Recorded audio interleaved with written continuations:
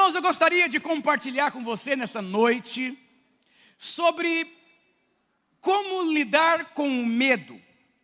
Sabe, a única coisa que pode parar a sua vida é você mesmo. E você precisa tomar uma decisão na sua vida. Sabe, é como um rio. O rio ele vai fluindo, mas se algo ele encontrar, ele é paralisado. Nós precisamos, sabe a diferença de Davi para Saul? Davi tinha uma habilidade de remover obstáculos na vida dele. E porque ele aprendia a remover obstáculos, a unção sempre fluía. Saul não. Saul, quando lidava com crises emocionais, com conflitos, com adversidade, ele parava a vida dele. Diga para o seu irmão, não pare a sua vida. A Bíblia diz, no mundo tereis aflições. Na versão, a mensagem diz, no mundo tereis aflições e frustrações, mas tem de bom ânimo. Diga ao seu irmão, não para não. É tempo de correr a carreira. E eu gostaria de colocar aqui três contextos da palavra de Deus, onde o medo apareceu. Eu vou dizer, sempre você vai ter que aprender a lidar com medo, lidar com o novo, lidar com o desconhecido, lidar com aquilo que você nunca fez, nunca lidou, nunca fez. São medos e medos e medos. A Bíblia diz que o amor de Deus lança fora todo o medo. A última, nós ceiamos aqui, foi uma bênção, não foi, irmãos? A última ceia que Jesus fez com os discípulos não imaginavam que Jesus iria partir. Não imaginava que ia mudar o pastor. Ele estava feliz da vida. De repente o pastor falou, eu vou mudar. E o pessoal ficou abalado. Aonde Jesus diz assim, não se turbe o vosso coração. Credes em Deus e também em mim. Eu vou preparar um lugar e eu vou voltar para buscar vocês. Até os discípulos acordaram felizes e lidaram com uma situação. Vai ter mudança na igreja, mudança na empresa, mudança na casa. E aí, meu Deus, o que eu faço? E Jesus diz, não se turbe o vosso coração. Olha o remédio, credes em Deus e também em mim. E quando nós olhamos a palavra de Deus, eu vou correr, não precisa projetar. Pois irmãos, entre no YouTube, Ricardo Landim Play, se inscreve, compartilha, curte, dá um like. Estou ficando bom, né? Aleluia. É um dos meus alvos para esse ano, ser mais tecnológico, aleluia. Mas o favor está manifestando, aleluia. E o primeiro contexto aqui, que você precisa entender, eu me lembro, 2 anos atrás, eu tive o privilégio de me conectar com um pastor, ouvi-lo pregar num lugar, num movimento dos maiores trabalhos com jovens do Brasil. E ele estava contando que ele não teve pai, e ele, quando nasceu os seus filhos, uma crise, teve medo, como que eu vou criar esses meninos? Ele falou, Deus me ajuda, estou com muito medo, eu não sei criar, não sei formar caráter. E Deus disse, em vez de você orar para me ajudar, ore para que você se conecte a alguém que consiga ajudá-lo. E ele conheceu um missionário americano, e o missionário americano fez uma pergunta para ele. Pastor, olhando para o seu filho, o que você quer que seja predominante na vida dele? Que você acredita que quando ele crescer, vai ser fundamental no ministério do seu filho. Diz assim, perseverança. Falou, então a partir de agora, crie situações na sua casa, que leve o seu filho a perseverar até o final. Então se ele quer um Danone, derrama um Danone no chão. E aí vai criando situações, esse menino foi crescendo, e o pai criando situações, e hoje esse menino substituiu o pai dele, recebeu a herança ministerial do pai, e está à frente de um grande ministério aqui no Brasil, um jovem. E quando você olha para esse jovem, você enxerga nele perseverança. Mas, pastor, o que isso tem a ver? Você precisa entender que Deus, Ele olha para você, e Ele precisa construir você. Gênesis 1:26 diz, façamos o homem, a imagem e semelhança a Deus, e Ele domine. Irmãos que não dominam, porque perderam a imagem. Quando você tem a imagem de Deus, você domina. Não sobre pessoas, adversidades, frustrações, porque você tem imagem. Diga glória a Deus. E Deus está trabalhando na sua vida. Existem coisas que você não consegue entender, mas Deus está trabalhando na sua vida. Mas o grande desafio é você perceber o que Deus está construindo dentro de você. Senão você vai se perder no meio da luta. Já viu crente louco, desequilibrado, perturbado? Porque ele está tão perturbado porque ele não entende o tanto que ele é amado. Ele acha que a vida dele perdeu o controle. Mas eu vou dizer para você, a sua vida nunca perde o controle, porque Deus está trabalhando em seu favor. Esses dias eu falei, pastor, a impressão que eu tenho, que eu estou deitado num rio, boiando, e o rio está me levando. E se eu me debater, eu morro afogado. Mas o sentimento que eu tenho é que o rio está me levando. Eu vou dizer, ansiedade, preocupação, você vai se debater, você vai morrer afogado. Deixa Deus cuidar de você, deixa Deus conduzir a sua vida. Tudo ao tempo de Deus é formoso. O nosso trabalho é aprender a descansar em Deus. Deus trabalha naquele que nele espera. Quando você espera, Deus trabalha em seu favor. Mas sabe aquele crente que espera assim? Amanhã eu te ligo, tá? Ele fica em casa assim. Está o telefone. Porque ele não está esperando. Ele está ansioso. Em Salmos diz, o justo se deita e logo pega no sono. Aos seus amados ele dá, enquanto dorme. Só consegue dormir com dívida quem sabe que é amado. Eu vou dizer, se você não tem o poder de fazer nada, de mudar nada, de pagar suas contas, por que você não consegue dormir à noite? Ficar preocupado vai resolver o problema da sua vida? Porque se resolvesse, não tinha mais problema na sua vida. Mas eu vou dizer, remove a preocupação. Tem gente que permite pessoas, sabe que quando alguém pisa no seu pé, no seu calcanhar de Aquiles e fecha você, e você fica assim, como que alguém rouba a sua alegria? Sabe, não venda a sua alegria por coisas, contextos ou circunstâncias. Seja um crente feliz. Os médicos dizem que quando você ri, você está transmitindo para o seu corpo inteiro, para o seu cérebro, que está tudo sob controle. Na faculdade eu tive uma matéria sobre leitura. E o professor dizia, como que você deve sentar na cadeira para ler? É que não tem uma cadeira aqui, senão eu ia te ensinar agora. Existe uma forma que você senta, que você transmite uma mensagem para o seu cérebro, que você está completamente preparado para aprender o que você está ouvindo. Mas ele disse, se você lê deitado, não aprende. E eu vou dizer para você, até quando você ri no meio da tribulação, você está crendo que Deus está no controle. A sua risada não tem a ver com o seu contexto, sabe por quê? Porque Deus está no controle de todas as coisas, e todas as coisas cooperam para o seu bem, aleluia. Você vai ter que aprender o quê? A divertir. Você crê que Deus está no controle da sua vida. O justo vai viver pela fé. E Deus, Ele olha para você como aquele pastor pai, e Deus fala, como que eu vou ensinar esse menino a viver pela fé? Eu conheço irmãos ricos que foram mandados embora e decidiram abrir um empreendimento. Quer dizer o quê? Se não fosse mandado embora, nunca abriria o empreendimento. Sabe, o filho pródigo, se alguém tivesse dado um prato de comida para o menino, ele não teria voltado para casa. Até a sarjeta Deus usou para ele voltar para casa. Deus é um Deus bom, perfeito em tudo que Ele faz, aleluia. E o primeiro contexto aqui, foi o contexto que os discípulos estavam em uma tempestade, mas tem uma chave aqui. Eu vou correr, viu irmão, já é 7 horas, eu estou empolgado, estou sentindo unção aqui agora. Está sentindo unção?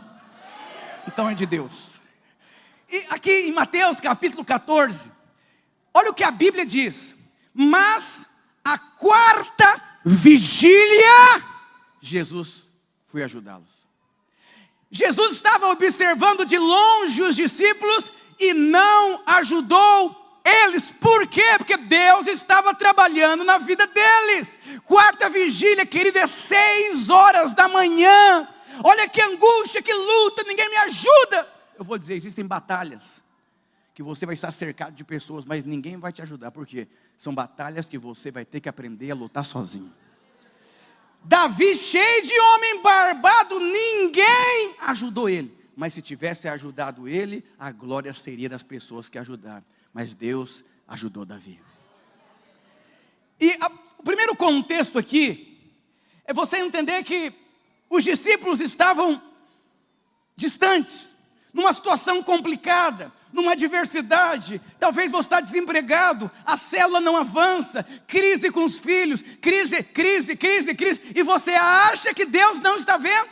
Eu vou dizer, Deus está vendo, mas muitas vezes Deus está usando isso para trabalhar na sua vida, para que você possa chegar onde Deus quer que você chegue. Só para vocês terem ideia, José foi o filho da velhice de Jacó. Sabe que o filho da velhice é exatamente como um filho único. É o rei da casa. Menino mimado, cheio de si, egocêntrico. E simplesmente, Deus olhou para ele e falou, vai ser um governador. Vai ser o primeiro-ministro. Vai salvar a nação da fome. Vai ser um gestor. Vai ser, mas quando você olha para o menino, não tem nada do que precisa ter para ser o que vai ser. E aí Deus coloca um processo de luta. Foi vendido como escravo, foi traído, foi para a cadeia, foi humilhado, foi desprezado. E em todos os momentos, você não vê José reclamando da vida, nem reclamando de pessoas, nem falando mal de pessoas. Por quê? Ele sabia, Deus está trabalhando na minha vida. A coisa mais importante que você precisa ter nas lutas da sua vida, é você ter uma impressão no seu espírito, Deus está conduzindo a minha vida. Jesus, Ele é o caminho. Você precisa ter a convicção que os seus passos estão indo em direção a Jesus, ainda que você não entenda. Ainda que eu não entenda, eu decido seguir Jesus. E a Bíblia diz o seguinte aqui, e os discípulos vendo-o andando sobre o mar, assustaram, dizendo, é um fantasma, e gritaram com medo. Olha o medo entrando aqui. Jesus, porém, lhes falou, dizendo, tem de bom ânimo, sou eu, não temais. Respondeu-lhe Pedro, e disse, Senhor, se é tu, manda ter contigo sobre as águas. E disse, vem. E Pedro, descendo do barco, andando sobre as águas para ir ter com Jesus, mas, sentindo o vento contrário, teve medo e começou a afundar e começou a clamar, dizendo, salva-me, salva-me, salva-me. Jesus estendeu a mão, segurou e disse, homem de pequena fé, por que duvidaste? Presta atenção que todos nós vivemos assim.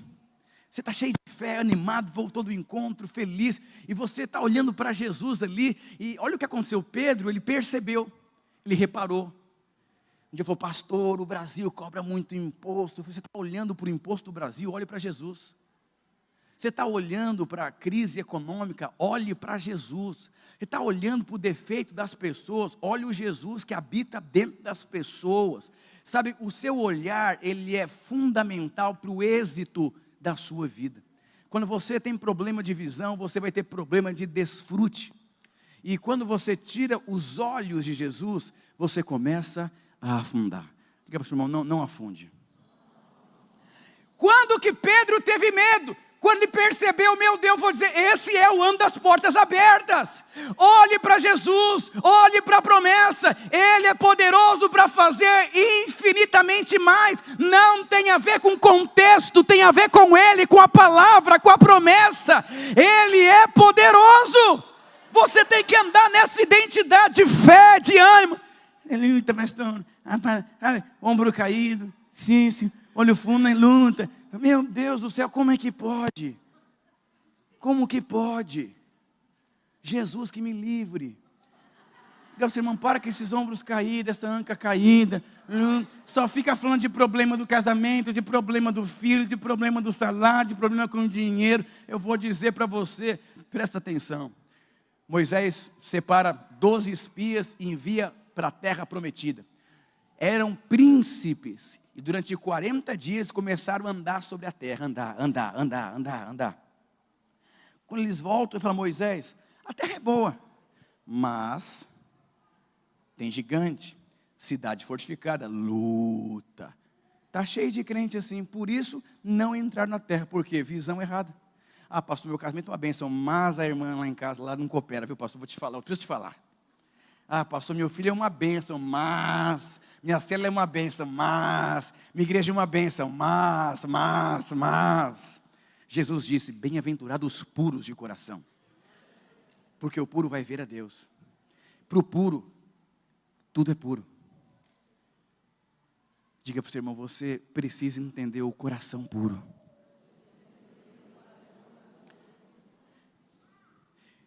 Mas Deus estava trabalhando na vida. Outro contexto aqui, que é tão interessante, é a parábola dos talentos que você conhece. O homem que recebeu um talento tinha também problema de visão. Mas chegando também o que recebeu um talento, disse: Senhor, eu conhecia-te, que és homem duro, que ceifas onde não semeaste, que ajunta onde não espalhaste. Eu tive medo, escondi na terra o teu talento.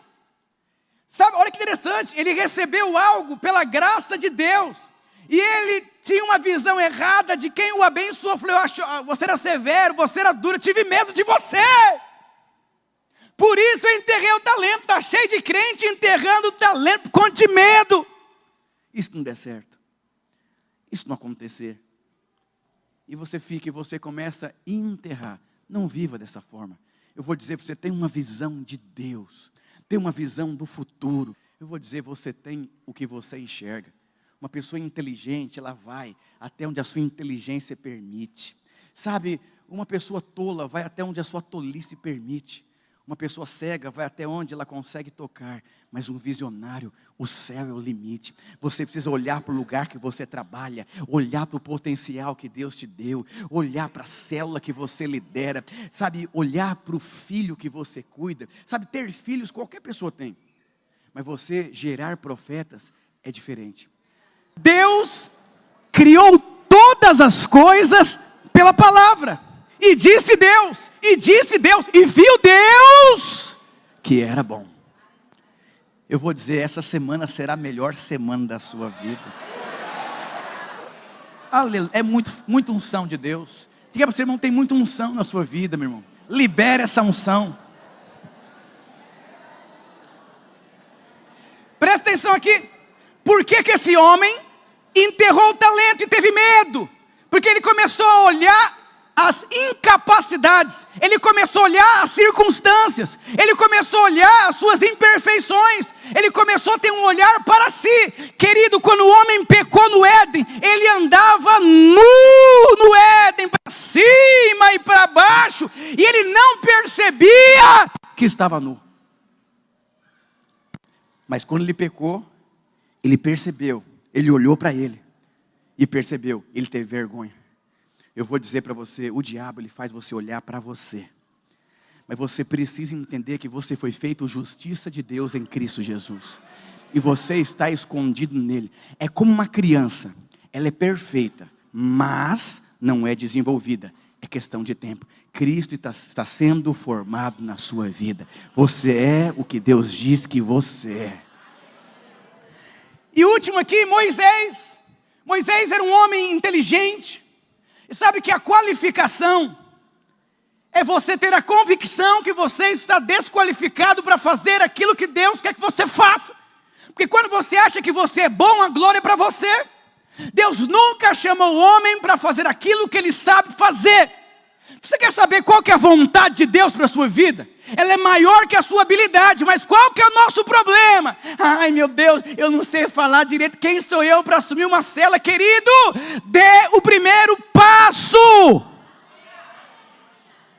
Qual que é o desafio? Dê o primeiro passo, e você primeiro, segundo, terceiro, e você vai voar, crescer. Por quê? Porque Deus te capacita. Quando o diabo vem com essas conversinhas, de eu olhar para mim e falar: sai, Satanás. Porque todo ser humano tem defeito. E o homem, quando pegou, falou: meu Deus, eu estou nu, não sei falar direito, estou desempregado, não sei empreender, não sei. E você começa a orar segundo o que você vê. Mas quando você começa a orar segundo o que você crê, não existe limites. Por isso que a unção de Deus, ela transborda sobre a sua. É muito triste um crente que ora só o que ele vê. Não, acho que agora a célula vai. Vamos agora fazer um alvo de multiplicação. Não, acho que a minha vida financeira agora tenho condição de comprar uma casa. Vamos orar. Vou dizer, ora sem ter o dinheiro. Isso é fé. Fé não é um sentimento. Fé é um caminho. Diga para o seu irmão, isso impacta o seu coração?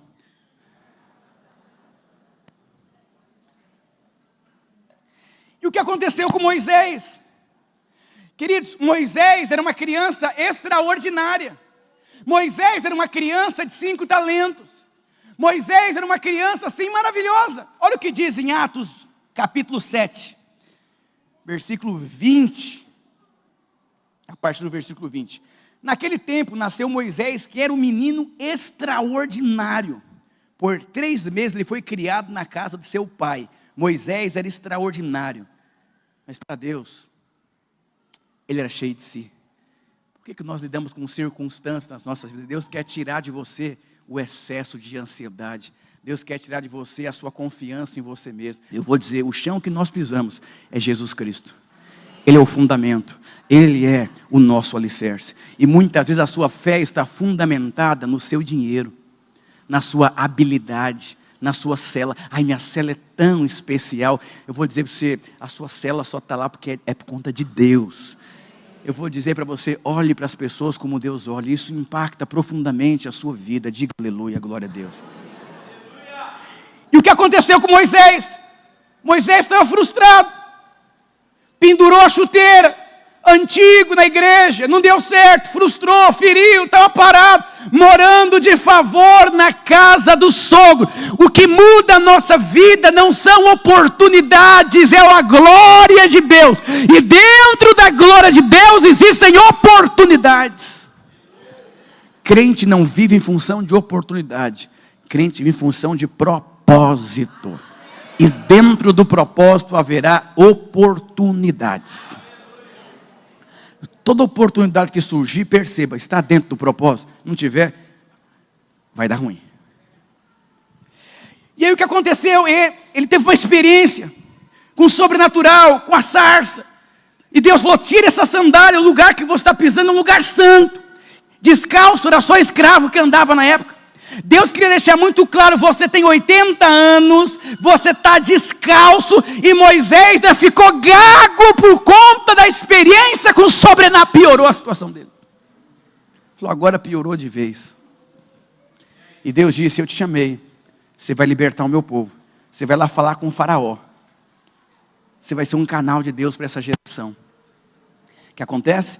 Moisés teve medo, porque o propósito era muito, muito grande. Já pensou se você é uma avó e Deus fala com você que o seu neto vai ser um grande homem de Deus nessa geração e a sua filha não sabe lidar com o seu neto e você vai ser a pessoa que vai ser usada por Deus? Como é que você fica? Ah, eu só queria curtir o meu netinho, e agora? Como é que fica? Deus quer usar todo mundo aqui. Todo mundo aqui. E aí, Moisés, lá em Êxodo, capítulo 3, versículo 11, diz assim, Moisés, porém, respondeu a Deus, quem sou eu para me apresentar a Faraó? Deus, eu vou comprovar para você que não tem como ser eu. Eu vou provar para você que não tem como eu empreender. Eu vou provar para você que não tem como eu casar, já estou na idade de titia. Eu vou provar para você que não dá para multiplicar essa célula, que esses irmãos, que é só o sangue de Jesus. Eu vou provar para você que não tem como achar um prédio maior aqui nessa região. Eu vou provar para você que não tem como você trocar o seu carro. Eu vou provar para você que não tem como seu filho ser santo numa geração perversa. Estava aqui Moisés, que falou, Deus, eu estou te provando que eu não sou essa pessoa. Não tem como, é impossível. Aí Deus respondeu, rapaz, fica quieto. Êxodo capítulo 3, versículo 12. Deus afirmou, eu estarei com você, esta é a prova que eu te enviei. Eu estarei com você. A prova é que eu vou com você. A prova é que quando você abrir a boca, eu vou falar através de você. A prova é quando você orar, eu vou orar através de você. A prova é quando você assumir aquela célula, eu vou assumir ela junto com você. A prova é quando você estiver conversando com seus filhos, eu vou conversar com eles através da sua vida. A prova é que eu vou fazer coisas inexplicáveis, mas você precisa ter esse espírito de fé. Você tem, sabe aquele negócio, eu vou, mas estou com medo. Eu sei que Deus é comigo, eu estou com medo, pastor. Enterra o cachorro, uma coleira fica do lado de fora. Ai, meu Deus, será? Ai, eu não sei, eu sou meio bipolar, pastor, estou feliz, estou triste. Acordo, quero ganhar o mundo, eu quero não sei o quê. E aí, eu vou dizer para você. Coloca o pé no mar. E creia que o mar vai se abrir. Eu vou dizer uma coisa para você. Todas as vezes que você olhar para você, você vai ter medo, crise de ansiedade, preocupação. Tem gente que está morrendo por algo que nem aconteceu na vida dele. Meu Deus, e se eu não conseguir levar o pessoal para a conferência daqui 3 meses? Meu Deus, e agora? E se esse menino se perder? Acabou de nascer o menino. Meu Deus, como que eu vou criar um adolescente nessa época? Tem 4 anos a criança. Meu Deus, e se a célula não multiplicar? Você acabou de assumir a célula. Meu Deus, como que eu vou ser esposo? Você acabou de casar. Tem gente que está tão ansiosa, lendo livro de criação de filho adolescente. Está na barriga. Eu vou dizer, aprenda a viver todos os seus dias com Ele. Entrega os seus caminhos ao Senhor. Confia nele e o mais lhe fará.